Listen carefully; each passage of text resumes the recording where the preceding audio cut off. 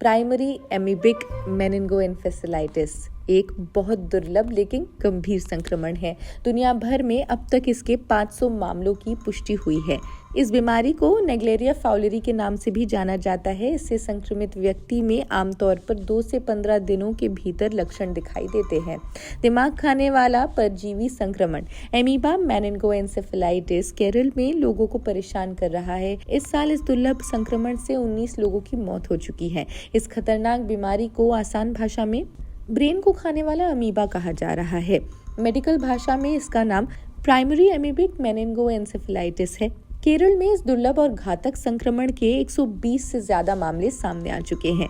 संक्रमण तब होता है जब दूषित ताज़ा पानी नाक में चला जाता है, जिससे अमीबा साइंस के जरिए मस्तिष्क तक पहुंच जाता है और टिश्यूज को नष्ट कर देता है। ये संक्रमण कुओं, स्विमिंग पूल्स और तालाबों का पानी नाक में जाने से तेजी से फैलता है।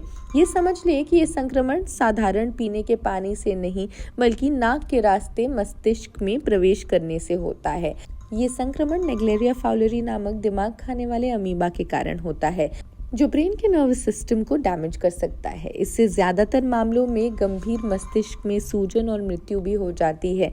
इस बीमारी से बचाव करने के लिए इसके बारे में जानना जरूरी है। शुरुआती लक्षणों में शामिल है तेज सर दर्द, बुखार, मतली और उल्टी, मानसिक स्थिति में बदलाव यानी कंफ्यूजन हो सकता है, लेथार्जी, दौरे।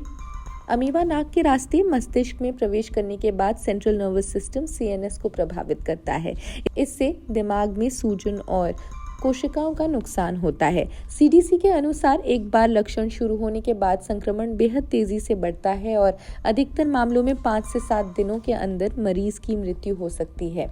रॉयटर्स की खबर के मुताबिक केरल में नेग्लेरिया फाउलेरी, जिसे ब्रेन ईटिंग अमीबा कहा जा रहा है, इससे संबंधित संक्रमण के मामले 2024 से सामने आ रहे हैं। इस वर्ष 2025 में अब तक 69 मामलों की पुष्टि हो चुकी है। इसमें से 19 लोगों की मृत्यु हो चुकी है। 2024 में भी इस संक्रमण के मामलों में वृद्धि देखी गई थी। इसमें 61 मामलों और 19 मौतों की पुष्टि हुई थी। इससे पहले केरल में 2016 से 2022 तक इस संक्रमण के केवल 8 मामले दर्ज किए गए थे, लेकिन 2023 में ये संख्या बढ़कर 36 पहुंच गई।